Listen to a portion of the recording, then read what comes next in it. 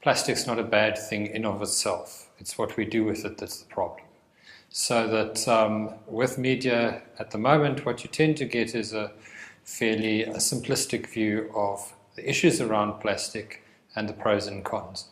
And what I did was I looked at 85 articles which were published by News 24 in the last 12 months and tried to look at them in different categories as to how the issues around plastic were handled in them. And what is perhaps disturbing is that very little of that, about 4%, actually saw plastic in a systemic manner as opposed to single issues.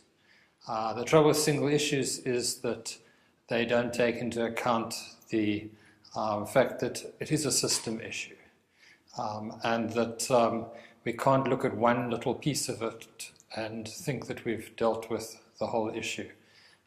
And that often by doing that, what we do is we make it something that people don't really deal with. They simply, for instance, can say, well, I gave up straws, so I've done my bit.